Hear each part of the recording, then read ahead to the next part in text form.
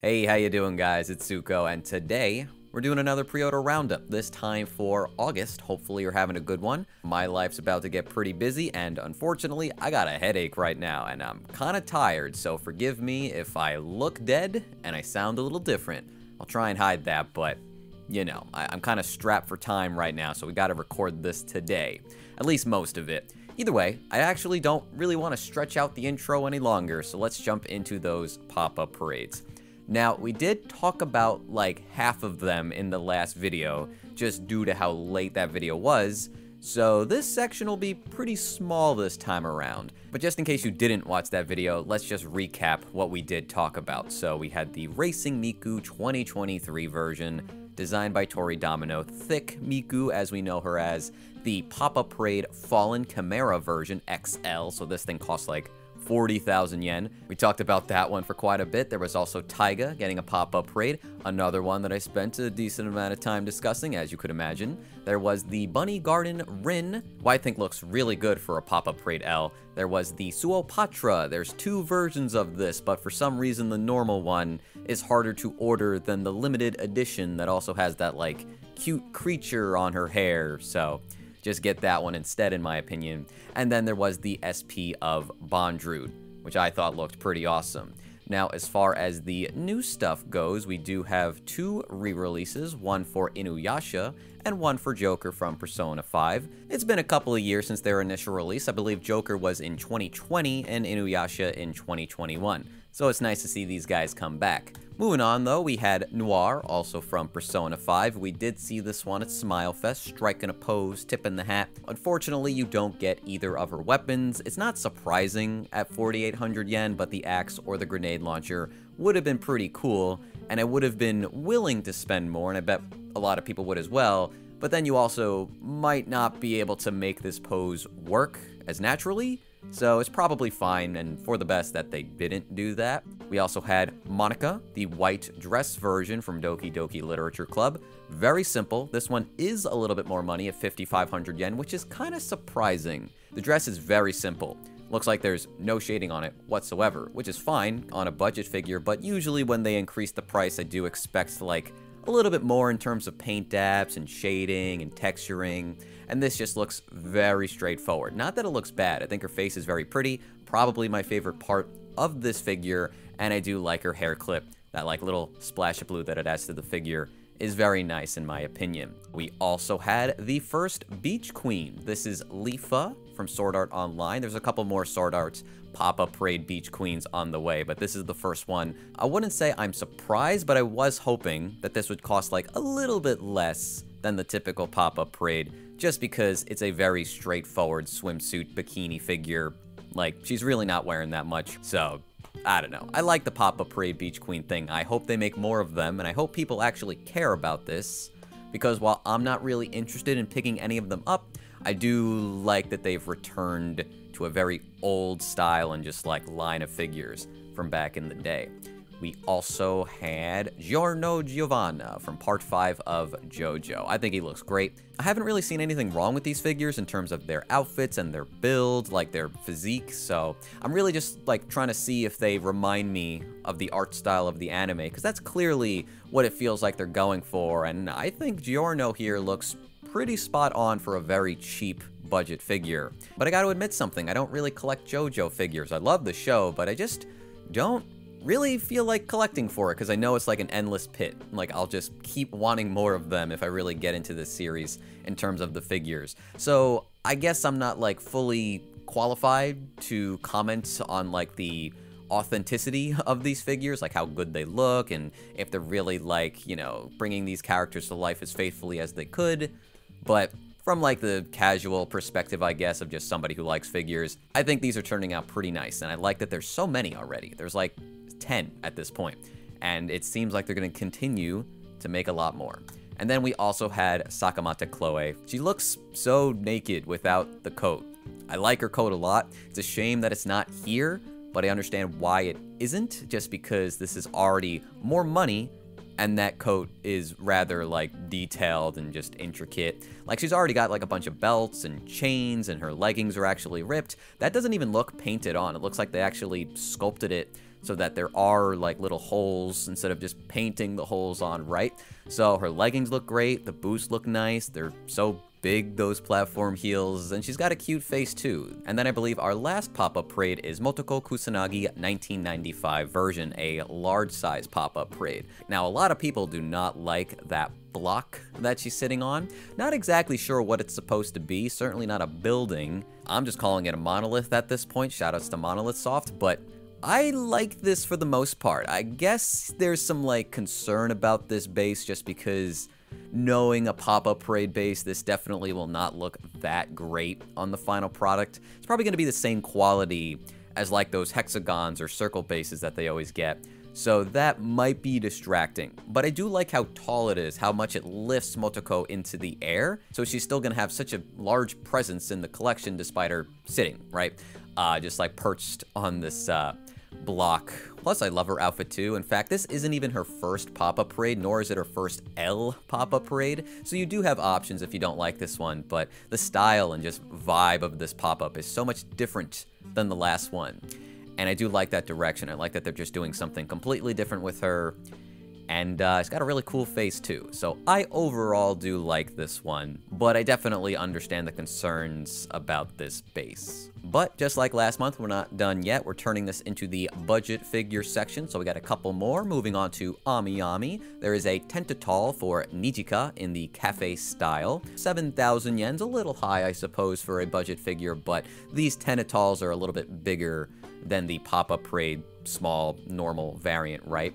And I've heard good things about them. Hitori also got one of these last month, and I'm assuming the rest of the band members will also get a cafe style. It wouldn't make sense to just stop at Nijika, and I think it's a good idea. I think they look cute. I think I like this one more than Hitori's.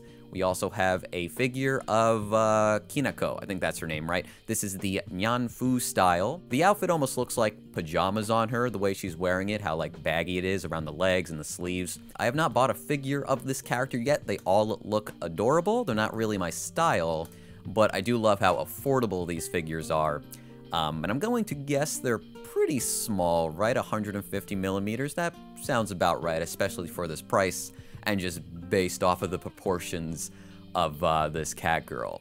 We also have a Mythos figure, the Gift Plus Honkai Star Rail Kinkei 1/10 scale, 5,000 yen. I love this like huge sweat drop on the figure as if she was like confused or just like anxious about something so goofy. Like you don't really get that on figures that are proportionally accurate. Usually they save that for like Nendos or something, but I don't know, it just makes this figure a little bit more charming to me.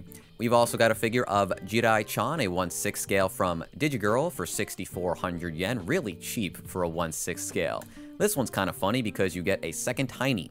It's a bit red, as if it's been, I guess, slapped up, we'll say. Now, not really a cast-off otherwise, and I won't say like the outfit looks that impressive either, but it's also 6,400 yen, so I guess you shouldn't really expect that. You can take the face mask off if you would like to. And they show this face here, which I'm not sure if I'm interpreting this wrong, but there's this photo down here as if like her eyes are UV, like ultraviolet. But hey, that would be pretty neat if that were the case. But yeah, Jidai-chan coming to you in January. Next up, I want to make a section of just re-releases. These are figures that I've noticed are getting re-released that you might be interested in, such as the L Coco, Freerend, and Fern. Now these are technically budget figures as well, but I gotta figure a way to segue into our next section. These were very popular when they first went up. They sold out, people really wanted them. Very promising figures, especially at the 1/7 scale. They have been released. I don't actually know how good they turned out. I should probably buy them because I do love Freerend, and then maybe I could do my own review. But yeah, if you were interested, you do have another chance to pick these up. Plum also re-released some figures. We have Is the Order of Rabbits, Bloom, Coco, as well as Chino in the Summer Festival repackage edition. So I'm assuming a new box or something is changing along the lines. But yeah, these cute yukata figures, both for about 14,000 yen. I mean, it ain't 3,000 yen for a 1/7 scale, but in most situations, 14,000 would still be a fantastic deal. And I would assume Plum would make a much higher quality figure than the Coco 1/7 scales, because these are truly budget figures. They're not going to have like crazy shading or anything. But Plum is a pretty solid company, all things considered. And the figures both look pretty dang cute. Moving on to Megahouse, we had some palm-size re-releases, one for Hinata and one for Kageyama of Haikyuu, both for about 8,000 yen. You might be surprised by how small these are, but they are palm size, so you know, they can only be so big. There was also a One Piece re-release of Zoro 10th limited version, limited production. They really don't want to make a lot of these, I suppose. Very traditional Zoro figure, though, all things considered, for 20,000 yen. Seems like a pretty good deal if you ask me, but I do not remember the original price of this guy. If I had to guess, it would be like 12,000. One thing I will say, though, is that Megahouse usually brings their A game to their One Piece figures. Now, this isn't like a WA Maximum or whatever like the top tier One Piece figures are called, but they do good work with the One Piece series, so I feel like this is a pretty reasonable price if you ask me. Plus, who doesn't like Zoro? Jumping over to Kotobukiya now, we have a bunch of re-releases, about 5 or so. First up is the Shimon Benimaru from Fire Force for 17,600 yen. Keep in mind that most stores will not have the bonus included. You gotta go out of your way to get it, which I've learned is actually way harder. I don't typically buy the bonuses, but I was looking for the Yusuke one, and that's just like impossible to get for some reason, which is a bummer. I don't know why they do that, but you'll see later in the video, maybe things are changing, maybe. I wouldn't hold my breath, but there is hope. We also have the Beetlejuice Bishoujo statue for 17,600 yen, most likely getting re-released because of the movie. They also put Beetlejuice in multiverses if you care. There was also the Phantom Thief version of Kasumi for 19,200 yen. Little on the pricey side, I suppose. I feel like they did increase that price, but it's a nice figure. I do like Amakuni's version of Kasumi more, but this figure definitely has the better base between the two. In fact, I really don't like the base on the Amakuni version. Plus, that one is becoming a little bit harder to find, whereas this one is now super easy, and you don't have to worry about like a bonus with this one. In fact, I forgot to check, does Beetlejuice have a bonus? It does not seem like she does, so don't worry about that either. We also have the My Little Pony re-releases. This is like the 4th so far because there's 2 of them. Fluttershy as well as Twilight Sparkle are both getting re-released this month, both costing about 17,600 each, which is like the sweet spot for these figures right now. But I think that's a very reasonable price for 2024 Kotobukiya, and these figures are super popular, so make sure you don't miss out if you want more of these My Little Pony figures. Alright, I come from the future. I have forgotten 3 re-releases from this company, so let me tack them on right now. This figure of Ichiko Hoshimiya Towards a Bright Future for 16,500 yen is technically like a recoloring. I think she also has a slightly different base. Her skin is very yellow in certain areas. I'm not sure if that's how it's supposed to be, but that sticks out to me. I don't know. It looks a little strange in my opinion. But maybe that's how it's supposed to be, I don't know. We also have the Dark Magician Duel of Fate version from the Artworks Monsters line. This is actually a recoloring, the 3rd one, but this one is supposed to be more based off of like the anime's coloring, which I'm definitely more used to, just a little bit grittier, and I definitely do like that grit and that edge. I think this figure is pretty sick, and if I were to get any of them, it would probably be this one because it just is the most familiar to me. He's going to cost you 20,000 yen. And then from Macross 7, Fire Bomber Live Stage Box. So we got 2 characters here, Basura Neki as well as Maline. I don't know if you can buy them separately, but there is this stage box version for 39,600 yen. Very pricey, but it is 2 characters, so about 20,000 yen each, which is about what you should expect from Megahouse. And I don't believe they've really changed these 2 that much, considering their original release was only like 3 years ago. So I would expect they're gonna look pretty much the same as they did back when they first came out. But with that, that is going to do it for the re-release section. So before we jump over to the scale figures that are new, I would like to, of course, talk about the Figma. I typically don't do this, but you know why I'm going to this month. I don't remember if Ganon was this month. In fact, I'm just going to talk about most of them very quickly. But Ganon kind of surprised me. He came with more than I thought, and this dude looks huge. His laughing face, in my opinion, doesn't look good, but you know, his face did look a little weird in the game. It was funny, but like, I don't know, it doesn't really come across as the same on this Figma. But like, you get his bow, you get his spear or the glaive and his sword, a couple of face plates and the gloom flame. We also got Marcille, who will likely be a fun Figma just because of the character and the goofy face plates. Like, this expression where she's shocked and yelling looks so much better than it did on that one pop-up parade where she's sitting down. Like, the shadows or bags under her eyes are just not as like dark or intense, and it just looks a little bit more natural here. And then there was also one for Mika from Blue Archive. Kind of surprised she's under 10,000 yen, which might sound stupid, but if you follow Figma, these things can get pretty pricey. Now, the big ones for me are the Skull Knight. There are 2 of them, the normal edition and then the DX edition, which comes with this horse, which is super fucking cool. These Figma Berserk figures are always so cool. This one might be the coolest one yet, but it is the Skull Knight, so it's cheating. You can't make this guy not look good, you know? Plus, his armor is all bashed up, scratched, and damaged. His accessories are really cool, like this sword with like the thorns going around it, and it's like ignited in blue flame. That shit's awesome. And then, of course, we also got Uni, who you know I've pre-ordered. You know I like this figure. It could be terrible and I would still pre-order it, but thankfully, I think she looks great. My only like complaint, I guess, is that I was hoping she would have like 4 faceplates. She only has 3, and I'm not really fully sold on this one, where she's kind of like blank staring at you. What do we call it down here? Let me see.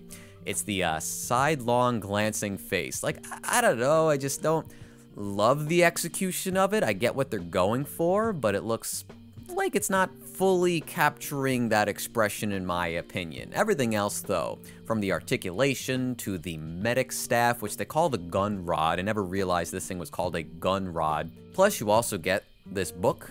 It's the recipe book. I won't talk about it if you've never played Xenoblade 3, but holy shit, what a nice accessory to get. Makes me want to cry, honestly, because just the relevance of it. But I love that. That just made me happy, seeing that accessory. But yeah, 13,000 yen. Honestly, at this point, I forget how much Mio costs, because that was like a year ago at this point. And I'm not going to say that's an amazing price or anything. It was about like $95 when I pre-ordered it from the Good Smile Company Global Store, shipping included, which is fine by me. I expected it to be like a little bit under 100. But yeah, Uni's the boss. I really like how they translated the outfit into figure form. Not too much is compromised. One thing that I never complained about really with Mio's Figma, I guess I didn't realize it when I made the video, is that her neck was a little like restricted, especially with the long hair. You couldn't really look up because of the way they did her jacket, so hopefully that's not an issue with this figure. Hopefully the hair sculpt just, I don't know, it can get out of the way. Seems like it can with that ugly joint right there, the hinge, which I don't love that, but I get why they do it. But yeah. Anyway, that's it for the Figma. Let's jump over to the scale figures.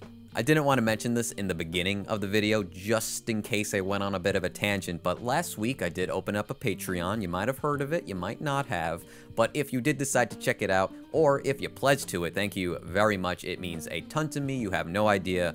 Super appreciated. And if you want to check that out, it'll be linked in the description down below. It's just to, you know, support the channel, stuff like this, these super long form anime discussion videos. So if you like that kind of stuff, consider pledging. There's some extras like bonus videos and early access and stuff like that. So yeah, let's continue with the figures. First up, we're going to talk about Kadokawa. They had a bunch. First up is the Konosuba Megaman Light Novel 10th Anniversary version, as well as Yun. Now, we did see Aqua and Darkness's versions of this like a month or two ago, and now it's their turn. Honestly, should have put these in the budget figure section. I completely forgot about these when I was making that part of the video, but it is what it is, not the biggest deal. Now, I was pretty damn sure that these were supposed to be 1/10 scales, but it says 1/7 down here, but also that they're 18 centimeters tall, which seems not accurate. I don't know. I feel like these are not correctly labeled, but since they're not out, I can't really say for sure.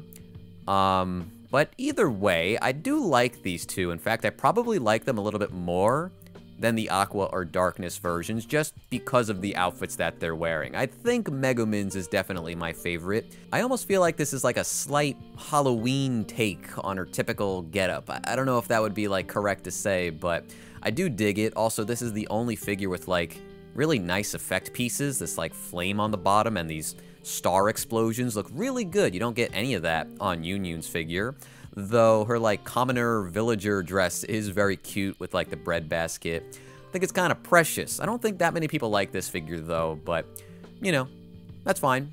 I do. My Sakurajima hoodie look rabbit ears version. This one's gonna cost you 27,000 yen. Now I'm pretty sure this is a traditional no nonsense 1/7 scale. Nothing to worry about here.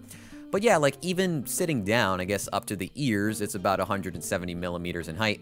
So I just don't really know what's going on with those Konosuba ones. But as you can see, you can take off the hood, and you also get like an entirely different like head sculpt. Her hair is down. Her expression also seems to be different here. So you get two expressions, two hair pieces.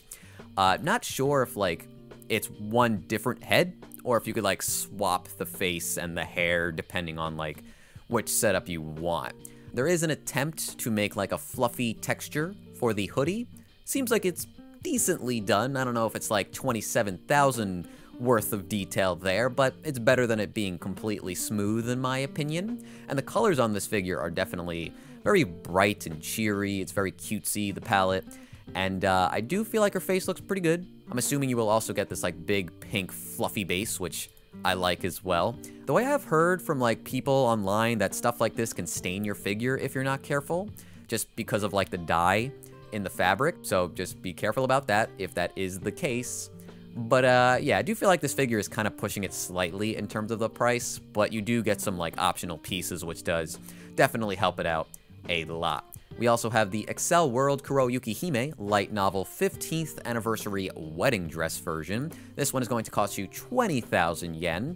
And unfortunately, I'm not really the biggest fan of the dress itself. It's kind of sexy how it's cut in the back. See a little bit of her butt, right? And I think my favorite part is just like how like defined her legs are through the dress. Like her whole legs are just fully defined here, and I think it does make the sculpt look a lot better in my eyes. But the transparent dress just not really working for me. I feel like a lot of the detail of this floral pattern is quite nice, but it gets a little lost from a distance and it makes it look a little muddy for me. But maybe that's just because I'm viewing some 640p images on their website. It's not really the best for showing off like the finer intricacies of the pattern. I do appreciate that they did keep this around 20,000 yen, and I do like the black wedding dress thing. I'm pretty sure her like main color is black from like the anime. I haven't seen it in so long, but it fits her, you know? I like that it's different, and I like that it just fits the character overall. So, yeah, pretty neat. We also have this figure of Uma-chan, a 1/6 scale for 35,000 yen. Now, I gotta be careful on this one, because we learned in this gallery that this is actually a cast-off, which is not the only cast-off they made this month. But, yeah, considering the design of this girl with her huge serpent-like dragon tail and the really nice body sculpt, and the colors are great. I love her hair that is like water drops at the edges. Really pretty stuff. Her face looks very pretty too. The egg thing, I love the egg thing. We've made too many jokes about the egg thing. But yeah, you could take off the, we'll call it a bra, or just like the top on this figure completely. Not sure how the nipples look on this figure. I haven't seen that personally. But I do like this one from a palette standpoint and just from an overall design standpoint. Very different, very unique for an OC. I dig it. I definitely do. Now, their big figures this month were the Ria's Gremory and Akeno Himejima figures, 47,000 yen each, right? These are super expensive.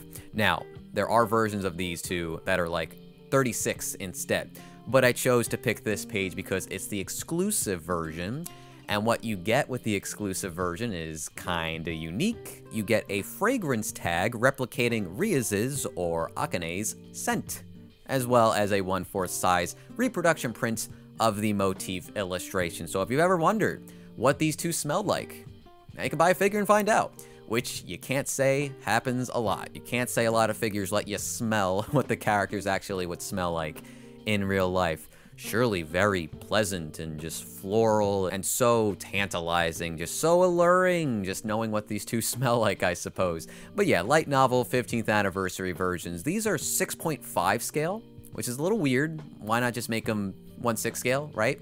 But they're going to be a little smaller than a typical 1/6 scale, I guess. You probably won't even notice. But yeah, these are also cast-off figures, which means I probably shouldn't have opened this gallery, which means I will have to censor that panel to the side. But we can go through a couple of these. I guess we're already committing to it. I feel like her hair, like Ria's hair, is so vibrant in this gallery, and I do not remember it looking that bright when we saw them at, I think it was One Fest. I don't know if they like cranked it up or if those photos were just not what the figures were going to look like, but super vibrant. I feel like I kind of like Akino's figure more. That might just be like a bias towards not seeing her figure, so I'm just like more excited to see this one. I feel like she doesn't get as many as Ria's, so this is just, I don't know, different to me, and I think she looks very pretty here. Both of these figures have such a leg focus. Just really, really sexy looking legs on both of these two.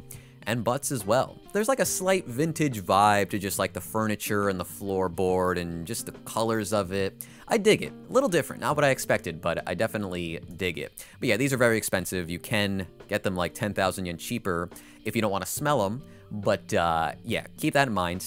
These are probably going to be pretty good figures, but they come at a pretty penny. All right, let's talk about DMM Factory next. They had 3 figures, and one of them has me a little riled up a little bit, but it's not this one. We have the Creators Collection figure Hatsune Miku Rosary version, 33,000 yen. Now, we did see this one at One Fest, I believe. I remember talking about this one quite a bit. It left a bit of an impression on me. I just like the concept behind this one. All these star bits that are adorning Miku's hair and the outfit, the base as well. Something that I remember pointing out on this figure is that at One Fest, it felt like Miku was kind of pushed to the back of the disc, like the base, and I feel like they actually centered it now. I'm not sure if that's just like these photos making it look that way, but it definitely looks better now than it did, in my opinion. But yeah, love the colors on this figure and like the little glitter that's supposed to be like the night sky. You could see it in like the pink portions on the glove and the legging, even at the chest. Between the white, if we find another photo up close of it, there's that starry pattern, which looks very pretty, and I just like the gradation of like the whitish pink to pink, and then the really dark blue. Just very bold colors on this figure to contrast with the white, and then all of these like clear star bits kind of just brings it all together. I also really love her hair sculpt, not just because it's like really twirly, like almost like drill hair, but the inside is pink. So it's just like this really nice two-tone of green and pink, and it's shaded pretty well. I actually do not think 33,000 yen is that bad at all for this figure. Maybe it could be a little bit cheaper. Maybe you don't have that much confidence in DMM Factory, which is fair because they're fairly new. But I think if Good Smile Company put this out, I would not be complaining that much. You know what I mean? But you know what I am going to complain about? This figure right here. We have the Oshinoko Ruby fashion version for 27,500 yen. Where the hell are they getting that price from? How does this cost 27,000 and this one 33,000? That does not add up at all to me. This looks very basic, and basic is fine. You know, you get like simple shading. You get the character looking as they should. It's okay, but it should not cost 27,000. I think her face does look good. The eye decals are definitely on point. That just like nice stylization that Oshinoko is known for. The star in one of her eyes, right? But what? 27,000? She is a 1/6 scale, which definitely helps. But I can't help but feel like they're just kind of pulling a price out of their ass with this one. It's a good outfit for her, don't get me wrong. I think it looks cute. I dig it. But you'll see in like 5 minutes, there's a figure we can very easily compare this one to from Good Smile Company. You probably know what it is if you're keeping up to date with figures, but that'll come in the next few minutes. We also have from Spice and Wolf polo dress shirt version for 25,000 yen. This is another extremely expensive figure for a fairly simple concept. I mean, outside of the long sleeve dress shirt, not really wearing anything. Now, granted, she does have a foxtail, and her hair is fairly long, but I don't really think this figure is doing enough to warrant that price. Honestly, considering the shirt is the selling point, I think it needed to look a little bit nicer, maybe a little bit thinner. I mean, her face is kind of cute. Doesn't really remind me of, like, the best holo figures or, like, the anime's art style specifically, but, I mean, I'm sure this is based off of, like, either the light novel or the manga or something that I don't really follow, so I'm not going to criticize that. I think the face is fine, but I do think they're kind of crazy to ask 25,000 yen for a dress shirt figure. This figure of Mao Mao, the Garden Party version, is made by Wonderful Works and is going to cost you 21,978 yen. A very specific price tag for some reason. Now, I do like this one. I also think Wonderful Works is a great company, B or like A tier from what I've seen and what I've collected.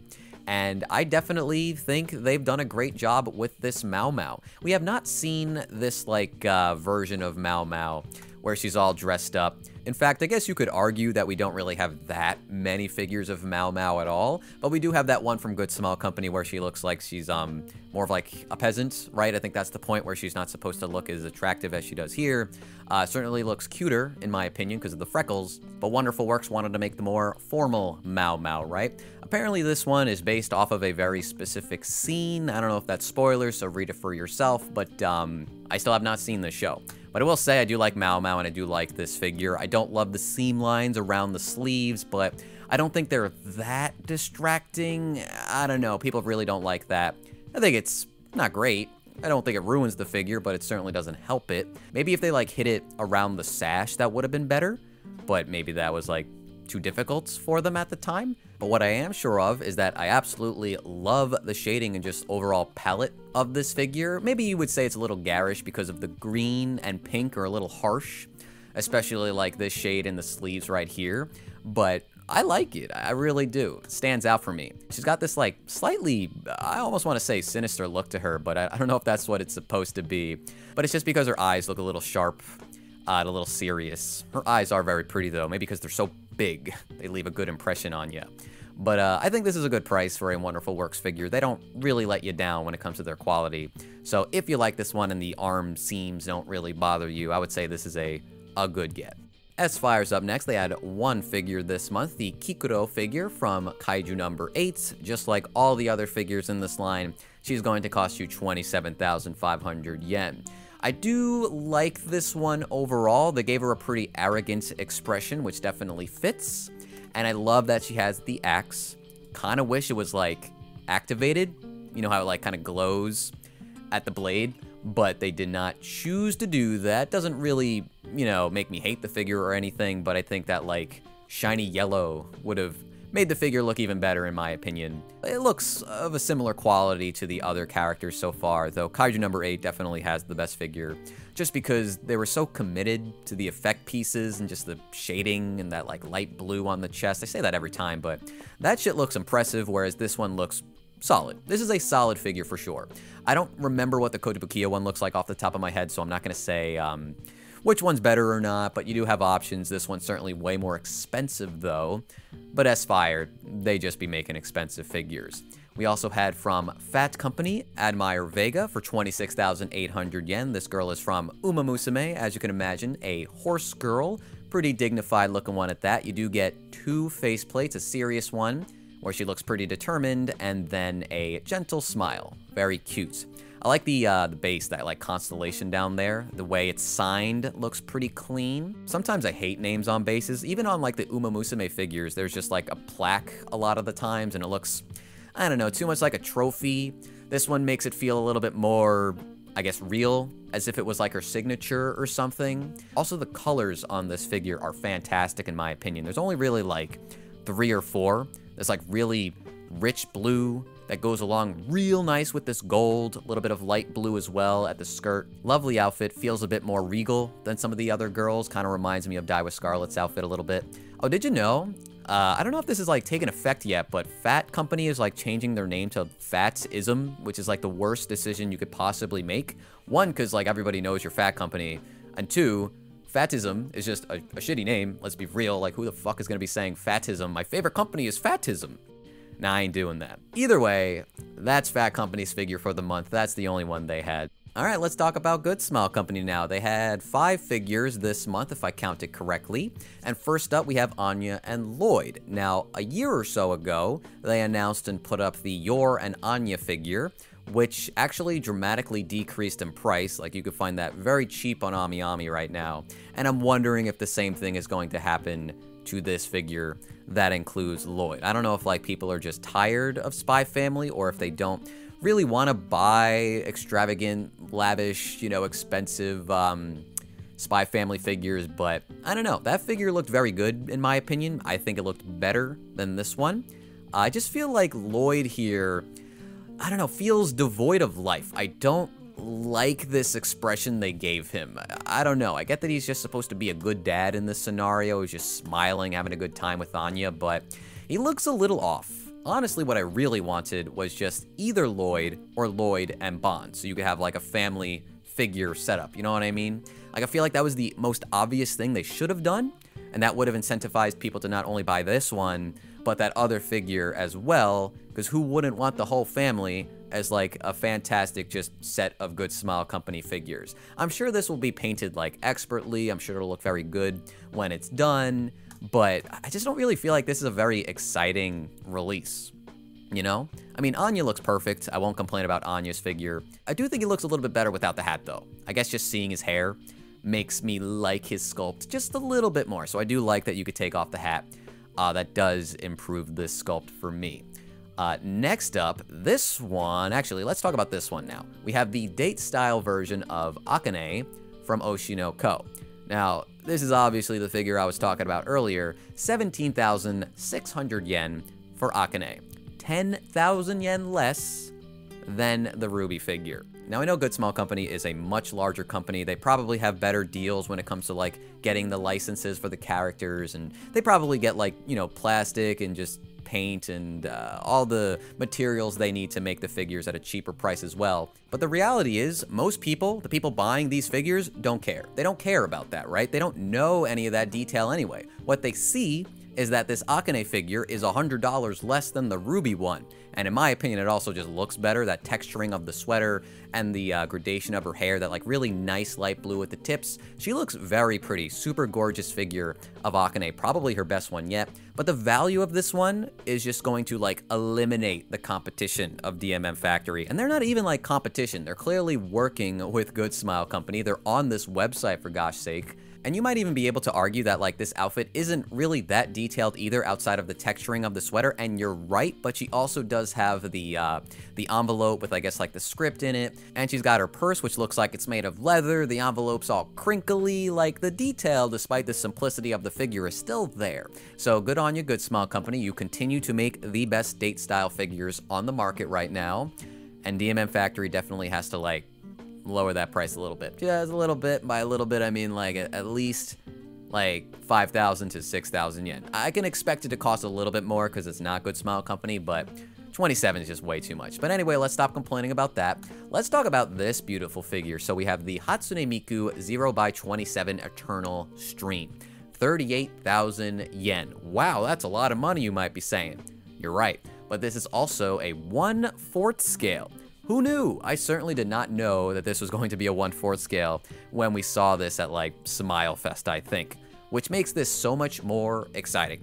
Though I say that knowing that I really don't have the space for this figure, so I'm probably not going to get it. But I'm pretty impressed for 38,000 yen. Like, that's the freeing price for most of their like higher quality bunny figures, you know what I mean? And this one is designed by Red Juice, who you might know, very beloved artist. I even have one of his art books, I like him so much. And I think his art style is shining through pretty apparently through not only her face and her expression, but also her twin tails, like how rough and jaggy and zigzaggy it all is. Very stylized, and I definitely dig that. Now I do worry, because she's standing on one foot, is this going to fall down one day? They have to put like the longest steel beam into that leg to make sure that this one does not fall over time. Because I'm a little worried. 1/4 scales definitely are pretty hefty in terms of their weight. But, you know, I'm going to give them the benefit of the doubt that they know what they're doing. They've been in the game for a very long time. But probably the most like impressive part of this figure is her clothing. I adore the way they're using like transparencies here. Just like her top is like fully see-through, the skirt has 2 layers to it, and there's all that like pattern work on the skirt. Her sleeves are so colorful, and they go from like opaque to transparent, like a really nice glossy purple. And then her boots, like my god, do her boots look good from a color standpoint, to that really glossy paint they finished it with. And then like the bottom almost looks like sneakers. I really like the design of her shoes, or just boots in general. But yeah, not too many companies make 1/4 scale Mikus. We have Freeing. I know Hobby Stock has done some as well. I can't remember if Good Smile has in the past. This one feels pretty like new as far as, you know, Good Smile company approaching this this size of figure for Miku. Honestly, they don't even make 1/4 scales like ever, so this just feels more special. But I love this. I really do. I think the only reason you wouldn't is if you don't like this art style, which is fine. Maybe you don't dig her face, completely understandable. Not everybody is gonna love every artist, even if they're super popular, right? But man, I love this style of Miku. Like, just, I don't know, that transparent clothing and the colors and the gloss, like the gloss is so eye-catching. It just stands out so much on this figure. And just a good pose for her too. Feels very Miku. Like, this is a traditional Miku, just with like some more stylization to it. I dig it, I really do. Moving on though, we have the Saika Kuozaki for 27,900 yen. Pretty tall figure, 360 millimeters, but that is most likely to the top of the halo, which is like 3 halos and then a very pointy, almost spear-like top. So probably closer to say like 280 if I had to guess, up to the head. Pretty interesting colors on this one, mostly for the dress portion, like on the inside. Almost looks like an aurora under there. It does feel like the back of her hair, or maybe the front, depending on how you judge it, is like a light purple. And then like the outside is a very, very light blonde. But yeah, her outfit is like pretty intricate, right? Little sophisticated, little sexy. You got like the belly button poking out, a little bit of cleavage, a lot of fluffiness around the shoulders, some jewelry adorning the outfit. Her color palette kind of reminds me of like Jalter or like Alter Saber, you know what I mean?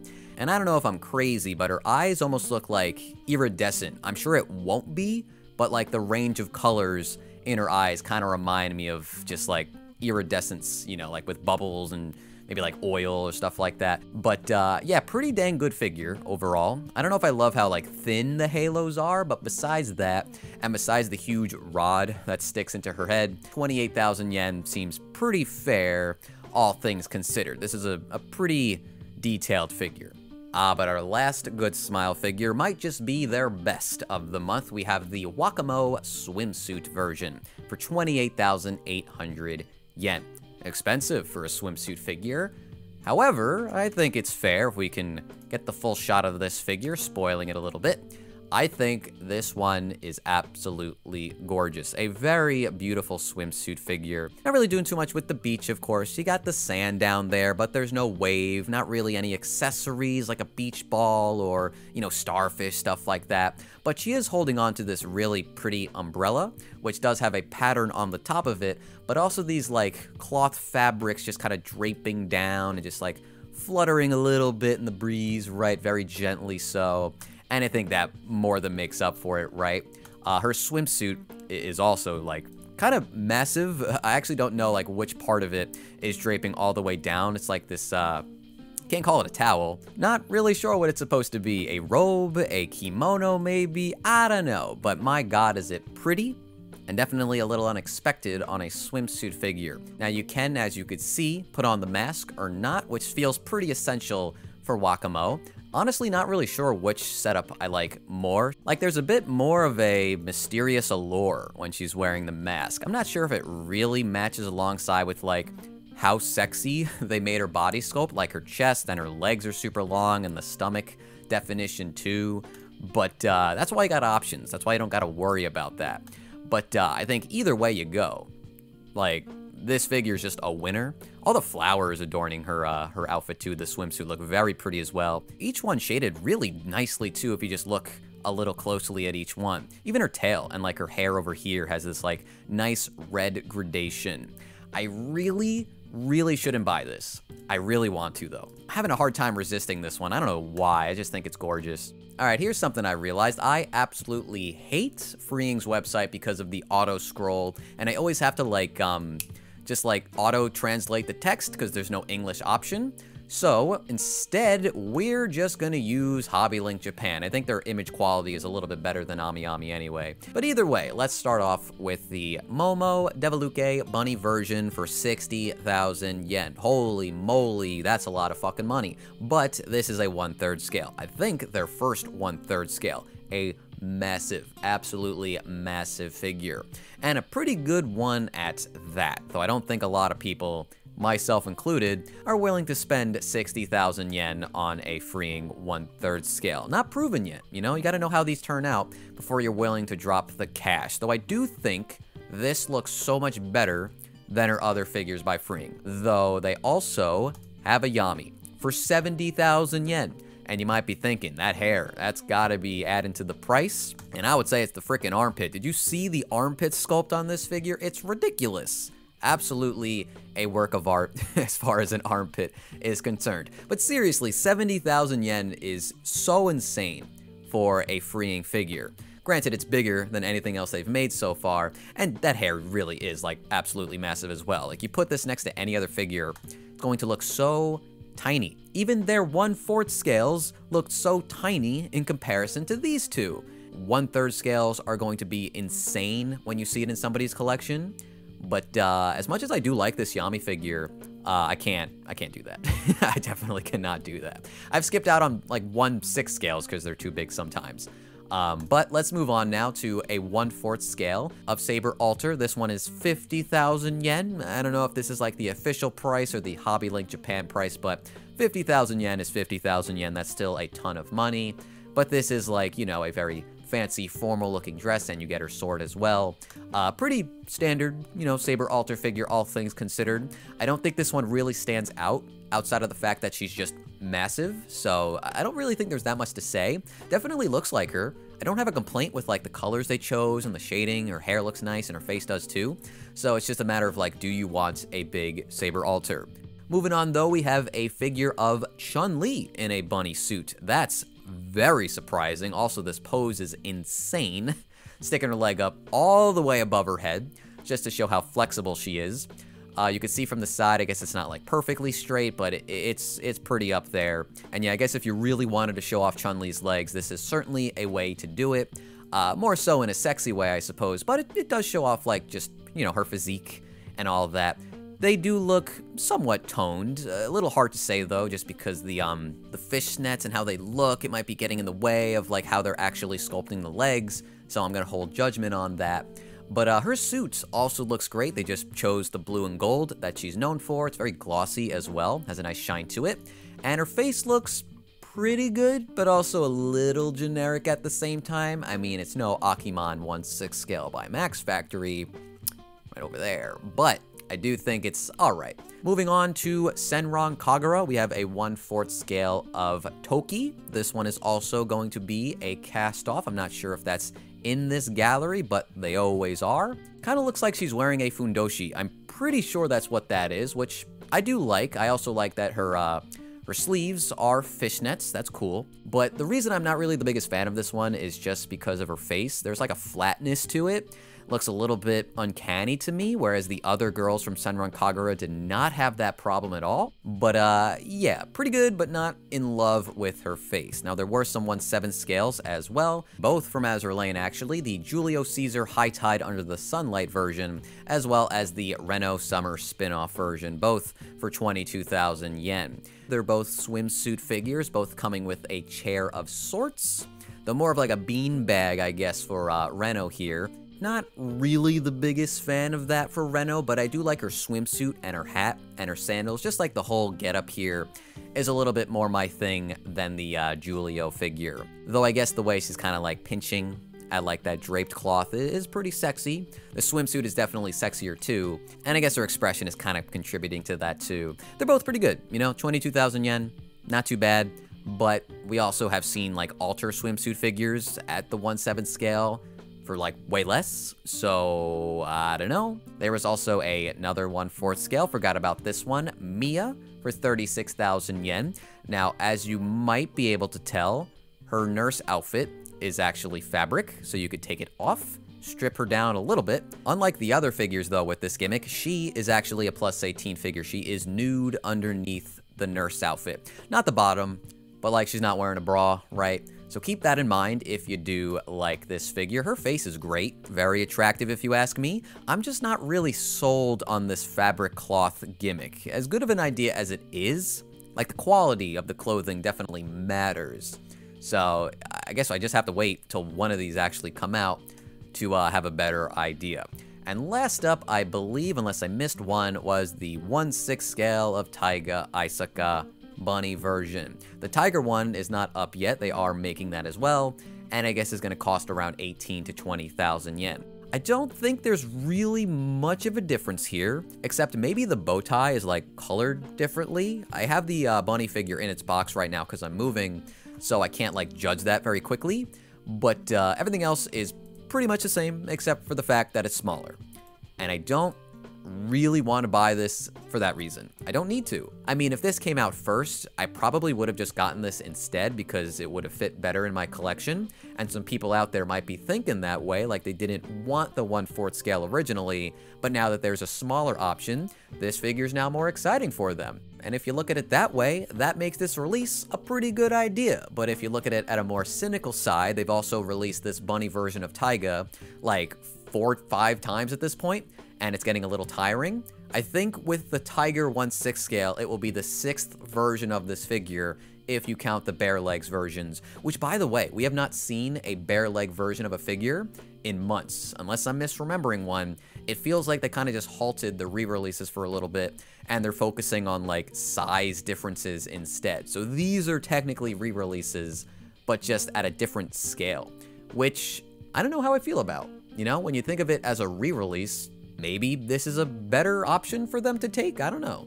But yeah, there's really nothing for me to say here. I love Taiga. I have no reason to buy this. If you peer pressure me enough, maybe I will. But as it stands right now, I'll pass. Lovely bunny figure though. I own the original. I would recommend it if you like Taiga. And I guess I would recommend this one too if you want something smaller.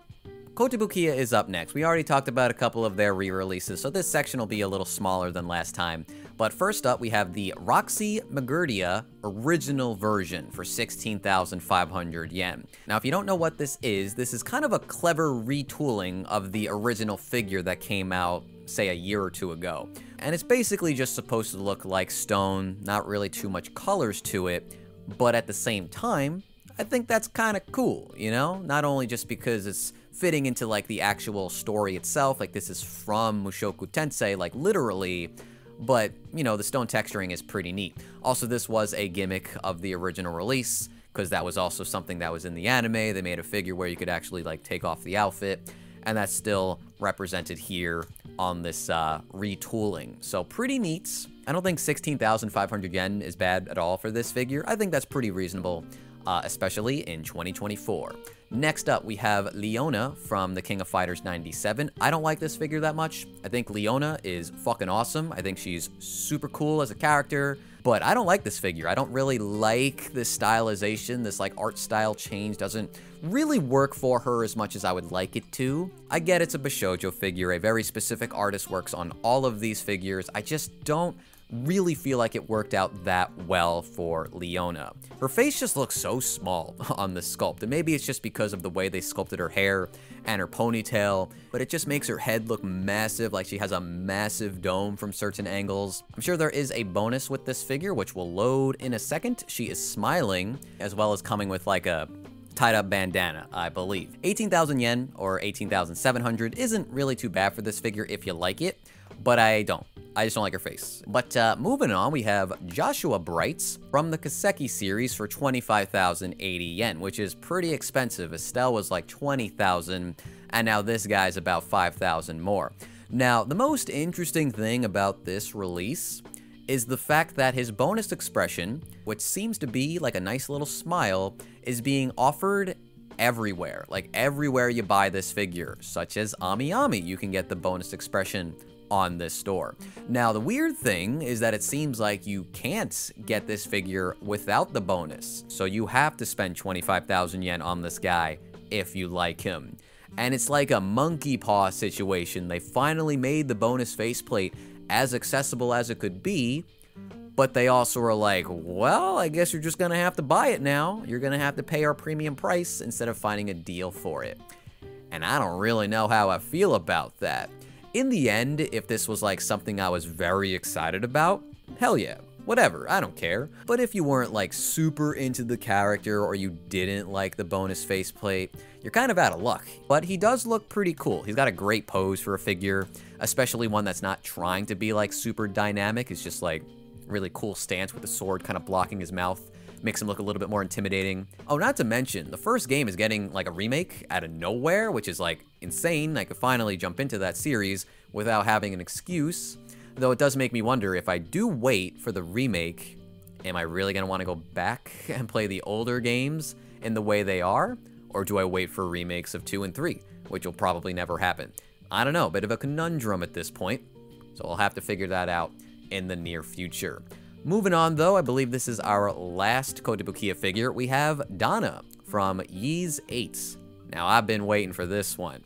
Wasn't expecting 29,000 yen. That's pretty insane. She is a 1/7 scale and she's definitely more like detailed, I guess, than a doll. But like, wow, that's a really expensive Kotobukiya figure. If I were to buy this, this would be the most expensive figure from them that I've bought. We're looking at her bonus faceplate right now, which is just like a delighted closed eye smile, which is very cute. I don't think I would go out of my way to get this. The struggle is not really worth it. I've seen this figure go as low as like 23,000. Forget the store, but that makes this a lot more like, I don't know, reasonable in my opinion. But yeah, I think the big highlight here is just this like graceful movement of Donna. Not only is her hair twirling, but like the, you know, tassels around her waist and just like the swords are curved, so they kind of match alongside the movements. Plus, how could you not like her outfit? It's almost like a belly dancer armor fusion type of thing, which is probably very impractical. However, it's also kind of sexy at the same time. Her torso is just fully out there. Never really realized how much like under boob was gonna be on this figure. Pretty crazy. Pretty good stuff. I almost feel like refreshed looking at her color palette just because of the amount of blue and white on this figure and a really like fair skin complexion. She's very pretty. 30,000 yen is a lot. 23 if I find the right store, but I'm still on the fence. Definitely thinking about this one, and I will continue to think about it probably for the next month or so. But yeah, I think she's lovely. The price is just killing me right now. These Kotobukiya figures are getting way too expensive. Alright, let's talk about Megahouse. Truthfully, a lot of their stuff was re-releases this month, but they did have a few things, such as the Mir Campbell Negligee version for 22,000 yen, which I think looks okay. I'm not really blown away by this one. I do like that the negligee is transparent. You can kind of see like the panties over here, which is your giveaway. I'm sure it's a little bit more obvious as you like turn the figure around. And you do get a pretty nice base with this one. It's fluffy, but it also has like a nice pink rim to it, which we'll see in a second. But yeah, other than that, pretty basic stuff. I don't personally love this like crawling pose that she's doing, but that's just me. We also have the Gem Series Naruto Uzumaki Go version. They make a lot of these where it's like the character a little younger, like One Piece and Digimon does this a lot. And they kind of like reference something from the series that you remember. Like with this one, you got Naruto causing some mischief, painting the Hokage monument in the back there. Like from episode 1, right? You definitely remember that if you watch Naruto. It's a cute idea, and I expect them to do more of these because it would be weird to just only do Naruto. Because like the other series are known for just making a ton of different characters in this line. So I would expect like Sasuke and Sakura and Kakashi, Rock Lee, stuff like that. But yeah, 8,800 yen, pretty small figure, so keep that in mind. And then moving on, our last big figure, I guess, for Megahouse is the Naruto Shippuden Tsunade version 3 for 44,000 yen. Extremely expensive, as all of these DX Naruto figures are. I mean, outside of like resin, this is the place to go if you want a really cool Naruto figure. This version of Tsunade, though, is pretty sick because of the slug in the background just spewing slime all over the place.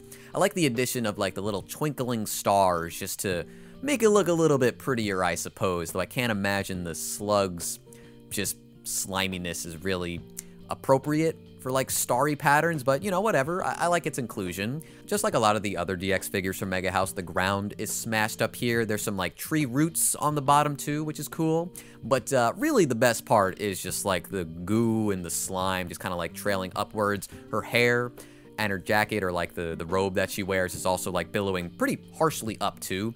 Maybe as if she's like just landed down, or I guess like the intensity of the situation is just blowing it all up.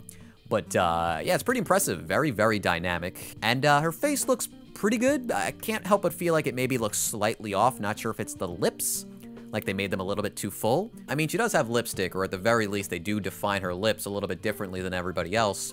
So it makes sense that they look like this, but I can't help but feel they look slightly different than I would expect. But yeah, that's about it. Also, this hair might be a little atrocious if this is a seam line. I can't actually tell, but I don't know, that one image, or I guess like this viewing point of her, makes it look like that's not intentional. I don't know, looks a little rough. I guess that's a good way to put it. It looks a little rough, but I do think most of this figure looks pretty fantastic. And I do want to just point out like the shading on the robe here. This looks really good, you know? I really do like the paint on this figure. Next up, we have a Cafe Stella and the Reaper's Butterfly figure of Natsume Shiki, a 1/7 scale by Alice Glint for $24,700. I would say that's on the pricier side, but you are getting a decent amount with this figure, such as the tray and the teacup. There's also another table off to the side, and then that like huge window of the cafe, and then like a pretty nice looking, I guess, brick base underneath all of it.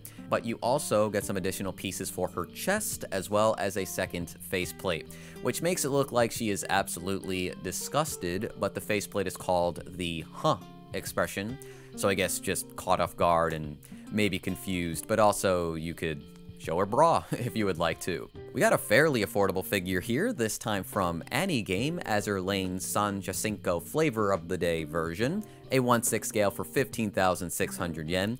Killer deal if they do deliver on this one. It is a pretty straightforward bunny suit figure, all things considered, not deviating too far from the traditional design. But you do get this little, like, railing, I guess, that she's leaning on. Certainly makes her butt look a little bit more perky just because she's, like, pushing into the railing. You're getting a little bit of that squish, which is greatly appreciated. And you know what? While I definitely like fishnets, I do sometimes miss the traditional, like, brown or black tights. So I do like this setup overall, even though it is, you know, fairly simplistic, all things considered. But at the same time, it's super cheap for what this is. Moving on though, we also had a bunch of OCs from Union Creative. We saw most of these at OneFest actually, such as the Asagi Tosaka Illustration Select for 28,600 yen. This is the girl in the library walking down the staircase with the lantern, but you don't get the books and all of that stuff like the shelves, because it just would be impossible to pull that off. Though it would have been nice if they committed a little bit more to the staircase, like that spiral staircase, instead of just stopping at 2.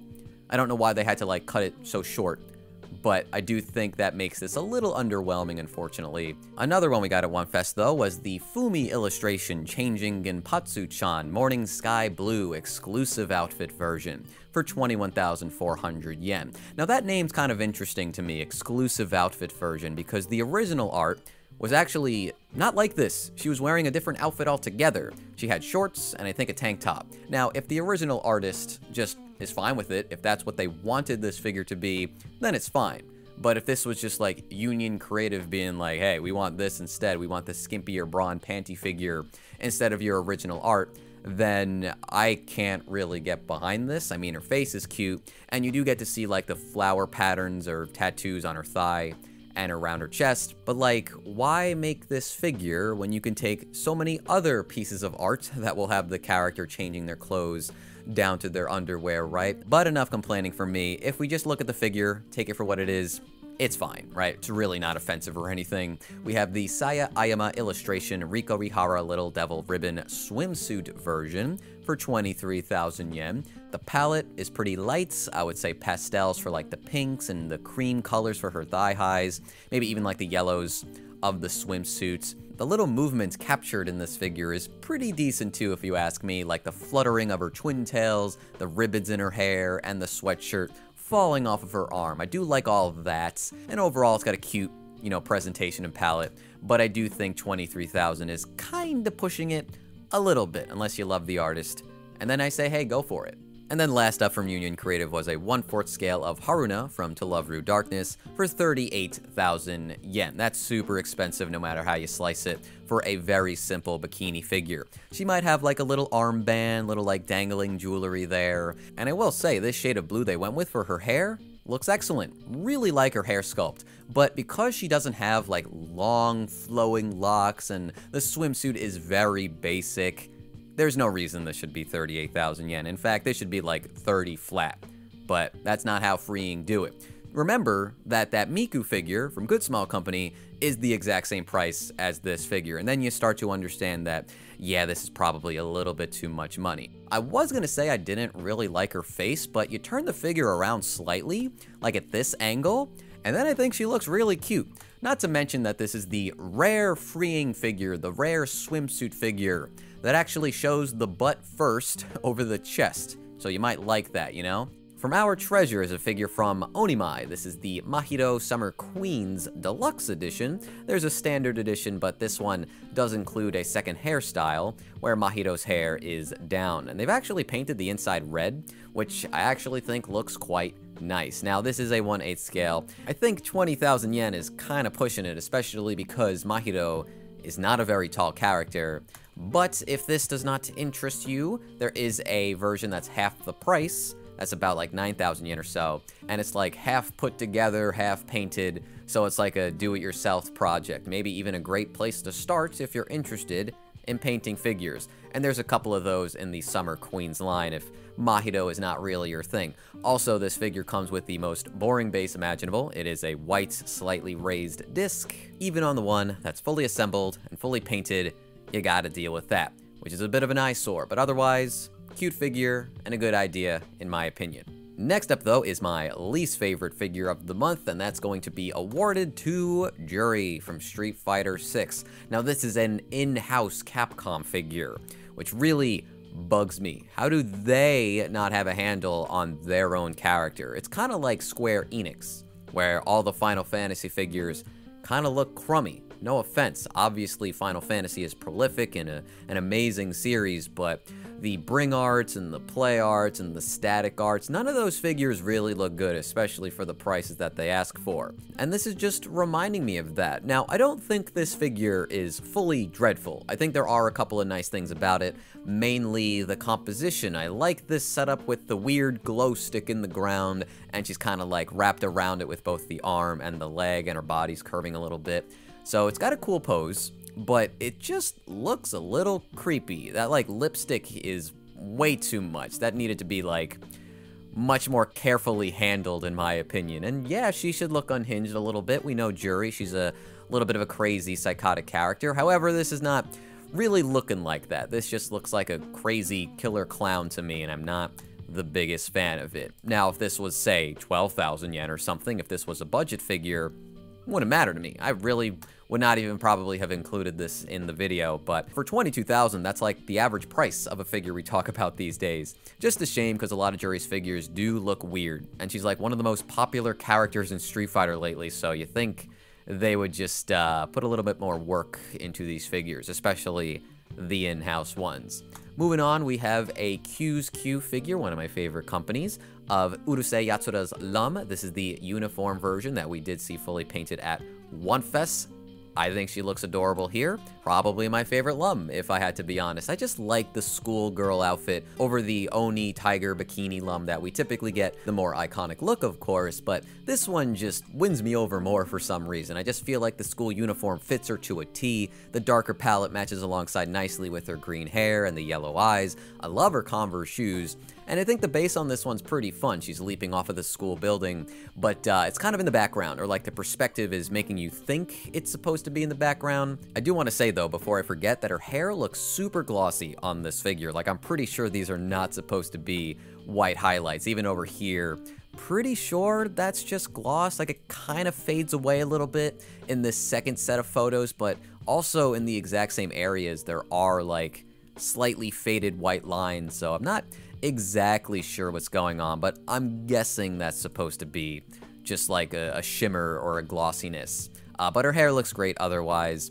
Not really so much gradation in her hair, because typically this is how they do it, like there'll just be some extra colors mixed in, but it doesn't really like transition to that next color. It's just like is added on top or just like, you know, slapped next to it or something like that. So yeah, I think this figure's gonna look great. I love this lum. Moving on though, next up we have two Hobby Sakura figures, both from Goddess of Victory Nikkei actually. The first one up is Sakura Midnight Stealth version, a 1/7 scale for 21,000 yen. So essentially we have a sexy ninja outfit here. I really like this sheer fishnet material they're going for. I mean, I doubt it's actual fishnets, but they're painting it on to make it look like so, right? Also, there's some underboob, if you look closely, just contributing to that sexiness. Also, there's a lot of gloss on this figure. This suit is very tight and super glossy, which is the most apparent on the back of this figure. Pretty compelling argument to pick this one up if you just look at this figure from the back. Also, I love the way her hair is tied up. Those like strands of hair kind of just like going in and out of her head, just like making little half circles. I think that's very attractive. I love her hairstyle. Also holding onto some kunai, and also a huge-ass trench coat with a frog climbing up it. I don't know what that's about, but honestly, I kind of like it. I love frogs, what could I say? Also, her face, her expression is definitely a highlight of this figure. There's like a sense of superiority captured here, as if she's looking down at you, maybe thinking you're pathetic or something. I don't know. She's surely a strong character, so I think that makes sense. This one has certainly caught my attention. I like it a lot more than when I first saw it at One Fest. But we also have the Rupee figure. Now this one costs 29,000 yen, but there's also like 4 different versions of this figure, going all the way down to 25,000 yen instead. Now I am certainly a sucker when it comes to a good gyaru design, and I feel like Rupee here is certainly winning me over a little bit. Call me enamored, I guess, because I definitely like this character design here. Just like her fashion, the leopard print bra that she's wearing, all those bracelets on her arm, and the sunglasses hanging off the shirts. Obviously pretty busty. Her legs are also insane. I would say like a little too thin towards the bottom. Like her ankles look like they will snap if you sneeze in the room that this figure is being displayed in. Like, I don't know, maybe that's just the style of Nikkei. In fact, I think it is for certain characters, but kind of worrying how like thin her legs are in some areas. Also, her butt is just completely exposed if you look at the back of this figure. I never even realized she was carrying her gun, which looks a bit tacky just because it's full-on gold, but it certainly fits the figure, certainly fits the character. So despite like the gaudiness, it's really not even a complaint. But yeah, the other thing about this figure is that she's carrying like 3 or 4 bags just, you know, on her shopping spree, right? So there really is a lot going on with this figure. Like, there's just a lot of accessories and stuff hanging off of her. I honestly think her face looks kind of cute too. Like, it's slightly exaggerated with like the mouth shape and the pointy chin and like the squinted eyes, and her forehead must be gigantic, but it kind of turns around to being endearing for me for some reason. I don't know why. Also, her hair sculpt looks great. Very swoopy. The tips of her hair tend to like curl in. So love her hairstyle. Honestly, I just like this figure a lot. Probably won't get it because I don't play Nikkei, but it's won me over too. Nikkei's got some good character designs. What can I say? We have the Furyu section next. I think there's 4 or 5 figures. First one up is the Nijisanji Matsukai Mao for 24,000 yen. Forgive me for not really following Nijisanji, but they've definitely been pumping out a lot of these Nijisanji figures, which is fine by me because nobody else is really doing so. Kotobukiya was at some point, but not really lately. I don't know if they're continuing that or not, but yeah, we have a new figure of Mao if you're interested. We also have the Wandering Witch Journey of Elena Summer Vacation version, which we did see at One Fest, 25,000 yen. Actually feels pretty fair for this one, just because you got this like seaside setting. You have that like slightly more extravagant robe that she's wearing, some see-through or slightly transparent clothing, primarily the shirt, right? wouldn't be a transparent bikini, or it would be a plus 18 figure, but she also has the hat. I think her face is very cute, gentle smile, the eyes are really like standing out to me, even from a distance. I think they have like really nice eyelashes for these decals, and she's eating a popsicle, as you would expect on a seaside figure. My favorite part is definitely the robe though, just like the way it's colored and the way it's designed. I love this like slightly shimmering blue portions at the trim, and even on the back where the sleeves are extended a little bit. Sorry for going back to that photo, but I don't know if it's supposed to be like flowing, like the wind is blowing. Probably so, right? Because you're in an outside setting by the water. But I don't know, I kind of expected it to like drape down a little bit more. Almost looks kind of stiff, but maybe that's just me. Moving on though, we have a figure of Shigure Yui. This is a masterpiece version, a 1/4 scale for 24,200 yen. Now this one's a little different from your standard 1/4 scale. It's more of like a bust, right? But it does kind of stop more so at like the legs, and she's kind of popping out of a photo frame, which is a school setting, I believe. I don't really love this big masterpiece plaque down there with the name of the branding. I think that's a little tacky, but I do think this is a really cute concept. I feel like this doesn't exactly look like Shigure Yui though. I feel like the other figures, even from Furyu, have looked better, like character design wise, than this one does. But it's still cute, don't get me wrong. I think the concept does carry this one a little bit, and this figure is going to be big despite being only 24,000 yen. So yeah, I'm curious if they're going to continue making figures like this. And then last up, we have a big noodle stopper of Hatsune Miku, the Love Blazer version, for 19,800 yen. Now this thing would probably crush your noodles if you actually placed it on the cup, considering how big this figure actually is. Unless it's not actually that heavy, but I would expect it to be decently heavy, right?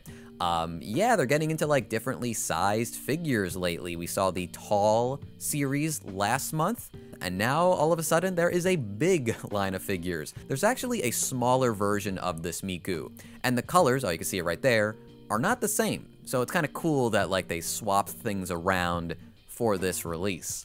Also though, I should say that the outfit looks adorable on her. I love these like, I guess I'll call them Harajuku socks. I don't know what else they would be called, but like the sweater that she's wearing, and then these like pastel colors of the school uniform. It's adorable stuff. I think that's it for Furyu though. So we also have an Apex figure, our first Endless Zone Zero figure actually, which is a crazy turnaround for this game considering it like just came out, and there's a few more in the works by Apex, but this is Onbi, a 1/7 scale for 22,400 yen. I wouldn't say this is the most like dynamic figure out there, but I do feel like it makes up for it with like the style of the character design and the colors. I really like the green and black color scheme of this girl with her white hair. I feel like you don't really see this combination too often, especially in these videos. Like I rarely see a figure that looks like this. And her weapons and gear are also pretty sick. Like this blade looks awesome. I believe it's like powered up by like a battery pack on her back. Obviously, I have not played this game. I'm sure you could fill me in if you would like to. But yeah, I think she's got a great look, you know? Pretty stylish. She looks cute, but also kind of serious at the same time. Definitely dig that kind of stuff. And I love this film reel they use for the base. I don't know where that concept comes from, but I do love it as far as like a base is concerned. It's basically like a built-in riser, which comes in handy when you're trying to like balance out your shelves and figure out who goes in the back and who goes in the front. I like stuff like that.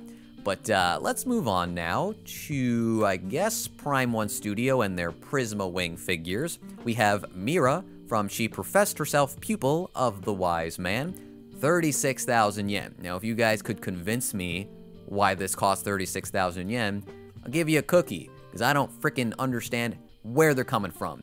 There is like a slight gimmick, I'll call it here, where the base is like slightly holographic, like the way they designed it. So I guess that's kind of cool, and you look at these photos and it does look nice, but that's kind of it. It's not like a super tall figure.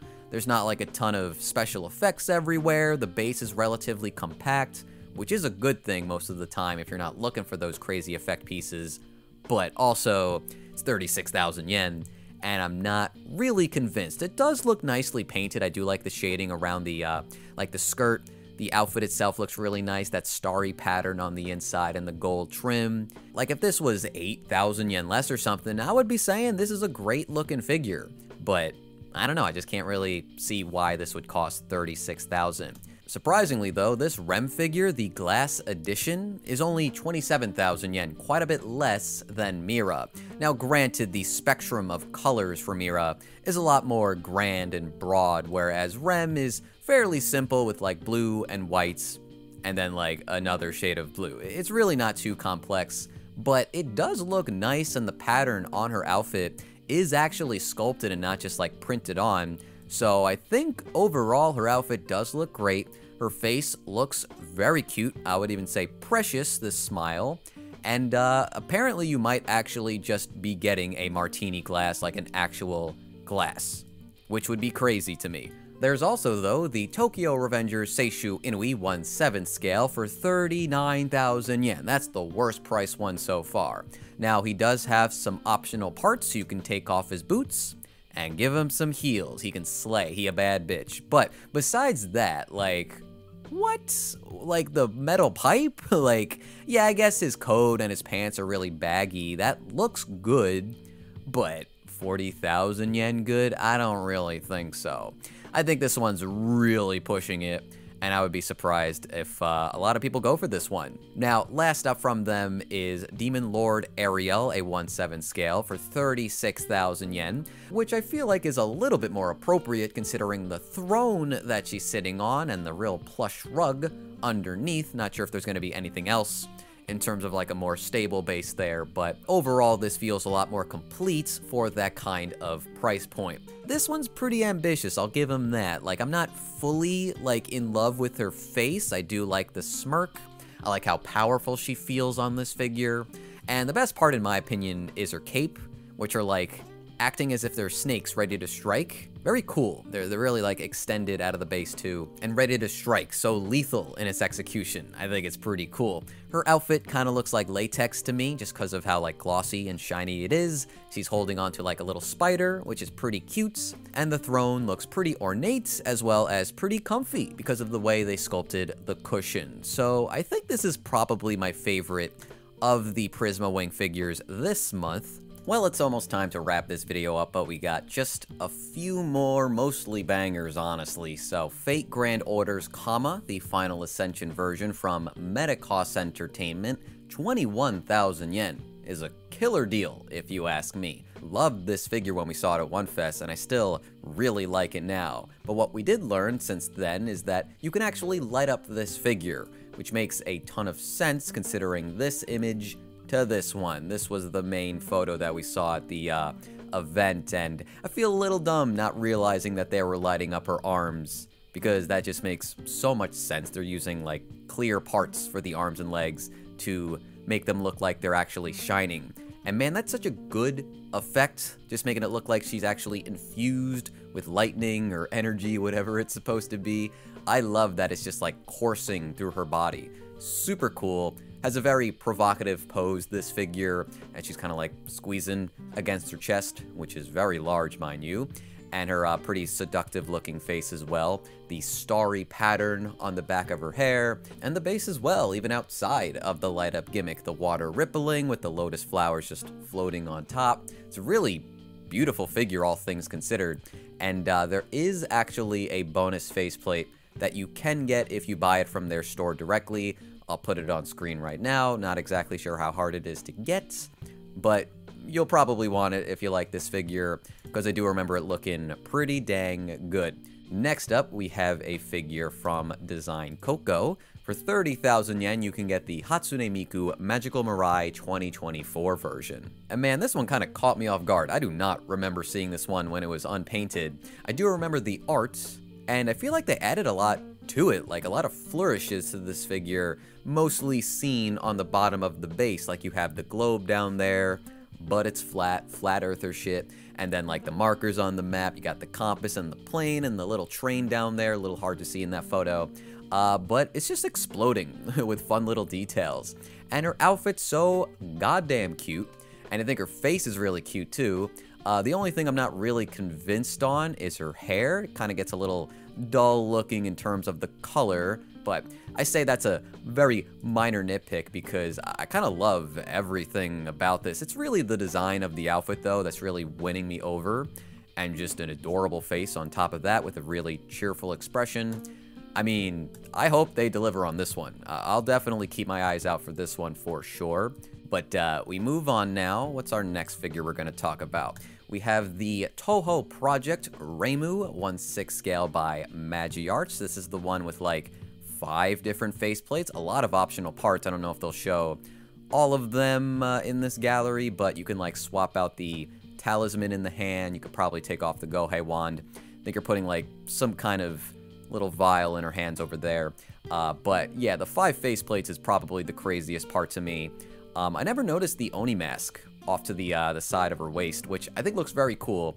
I'm not going to get this one just because there's so many Reimus. I already have 2 that I really like, and I don't need a 3rd right now. But I do feel like this makes her look a little bit more doll-like. I don't know if that's like a Magiarts thing. I feel like a lot of them do kind of lean on the doll face type of art style, which is fine if you like that. And I think 26,000 yen is not that bad because it's a 1/6 scale, and it's pretty dynamic. You got all those talismans spinning on the bottom, her dress and the ribbon of her hair, and her hair as well is just like flowing all over the place. Really pretty, like billowing on this sculpt. And the red is super vibrant, and they mix some like different finishes like the glossiness of the Oni, and primarily mattes elsewhere. But yeah, it's great. I think this one's great. It's just not like my personal favorite. And then just to wrap this up real quick before we get to Alter, our big finale, I suppose, we have a Data Live figure for Kurumi Tokisaki, a 1/7 scale, the Rasil version from Hobby Stock for 28,000 yen. I think that one looks alright. There is a Hatsune Miku 1/7 scale, also made by Hobby Stock. This is the Miku Expo 2023 VR version, which I feel like makes Miku look very young. I don't know if it's the dress, I don't know if it's the face or the colors, but it definitely feels like a younger interpretation of Miku, which is very cute. I don't know how much I like the puzzle block dress and the little toy blocks in the back there, but it's still cute, so we ain't hating on it. There is the Neural Cloud V figure from Shibuya Scramble Figure for 30,000 yen. Not really sure what her occupation is supposed to be. I'm gonna guess a doctor of sorts because of the scissors and scalpel and all that stuff, but there's just a ton going on in this girl's design. You got the bag with the plushies, that really transparent mask that you could barely see her holding. I do love the pink highlights in her hair, the sunglasses are pretty stylish. And just going through this gallery, it seems like you can actually cover up her chest if you would like to, so it can be less saucy if that's what you are looking for. Do love the expression though, very cheeky, this girl. And then there was the Azur Lane Unicorn, a Dream of Pure Vows 1/7 scale from Claynel for 38,000 yen. I feel like we've seen this one forever. Bit of a shame you have to lift this figure up with like 3 or so metal rods. Could be acrylic at the end of the day, which will be a little less obvious, but right now they're using these steel beams of sort to keep a bunch of this figure up. But I think it's better safe than sorry. Like, so much stuff is floating on this figure, including Unicorn herself. I love this like little plushie of a unicorn holding onto the bouquet. Very cute.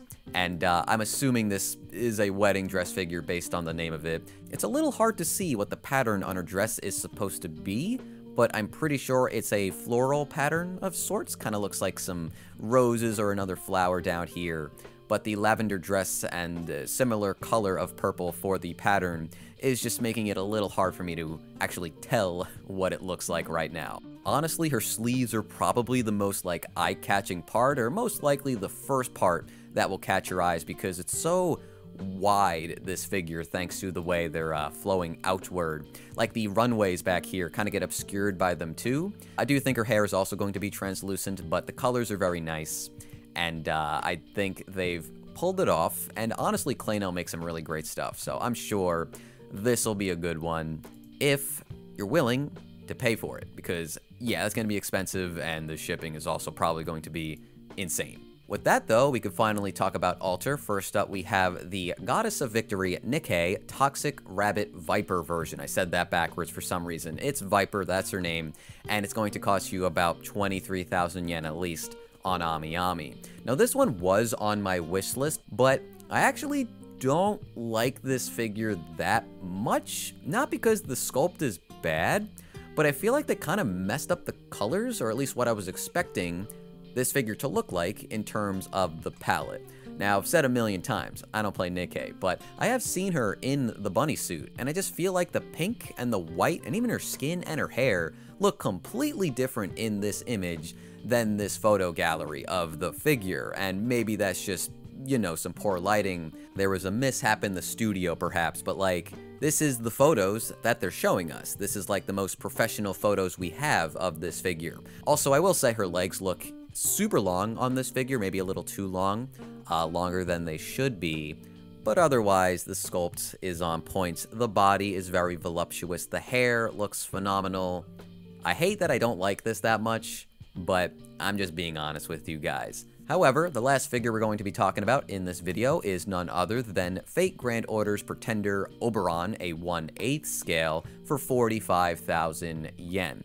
Now, we've definitely pointed out a lot of expensive figures in this video, mostly in a negative sense where it's like, not really worth it in my opinion, but this is probably the most impressive figure in this video, or at the very least top 3. Like, this guy is immaculate. I know the price is pretty off-putting, but I would put this guy along the same tier of, say, like Flandre, Ramelia, the Schwarz figure. Like, this is one of Alter's just best sculpts we've seen so far. And for once, it's actually a male character getting this treatment, though Alter is actually decent about that, though typically only with Fate lately. But hey, Fate's like one of the most popular IPs out there, especially from Japan, so it should be expected. But yeah, we got this bug boy, who also looks kind of like royalty, but yeah, you get this whole decrepit tree just like placed in this really dark, spooky wood setting, I suppose. I love that little moth off to the side. It's very cute. You might not think so, but I think that moth fella is actually adorable. There's probably a close-up. There you go. One of the most interesting things about this figure is the like paint splatters that are like on his pants and on the back of the wings. I think it looks really striking and very different from how you'll typically see, you know, just any anime figure painted. But, you know, both wings aren't actually painted the same at all. Like, this one looks like the paint splatter, but the left wing has that, like, gradual gradation from the black to the blue, and then there's, like, a couple of extra spots here and there for the pattern. But yeah, this is definitely one of those figures where the longer you look at it, the more you're definitely going to appreciate it, and the more that price will actually get justified in your head. You comprehend like all the work that's going into it, all like the little extra details here, like the moth, of course, the bark of the wood, that texture, the flower blooming. Didn't even realize there was a gross centipede or whatever down here just slithering through the base. That thing's disgusting, but it definitely makes the figure better. The inside of his robe looks exquisite, and his insect wings are awesome. The translucent plastic and just the, I guess the lines and the pattern that make it look as good as possible and as realistic as possible. And I know I haven't pointed out everything yet. I'm still discovering stuff for myself. Like, what the hell is this supposed to be that's hanging off of the fur of the robe? I couldn't tell you, but what I can tell you is that the character designer for this guy is none other than Chika Umino, who you may be familiar with if you like March Comes In Like a Lion or Honey and Clover. I love that show back in the day, and I think that makes me like this figure even more. I'm a big fan of her work. I love her series, and I love her character design, so this one's just really coming together. Alter's got a real special figure here. The shading is insanely impressive, and the sculpt is absolutely a work of art. As long as you like, you know, pretty bug boys, this one's probably going to be pretty hard to deny and not pick up. But let's be honest for a second, this is again 45,000 yen. Let's just not throw our money at the screen just because I'm saying something looks very good. I'm not buying it, I'm just impressed. I think Alter has done an insanely good job here, but I don't need it. I don't have to buy it. I just like appreciating stuff like this. So yeah, that's gonna do it for our pre-order roundup for August. Let me know what you guys thought about this one, if you're picking up any of the figures in this video, and I'll be back pretty soon for another video in the future. Have a good one, guys, and take care. Later. Hey, how you doing? Welcome to the Endcard. I figured that the pre-order roundup would be the perfect series to do our monthly shoutouts, so thank you very much to my Patreon supporters, and special shoutouts to Magnatune, Kaif Marie, DT Perigi, SHB, Akirusu, and Christy Eisenman. If I said any of your names wrong, I apologize. Please correct me in the comments or leave a comment somewhere on the Patreon, and I'll make sure to do better next time. But that's it. Thanks again for watching, and I'll see you guys very soon. Peace.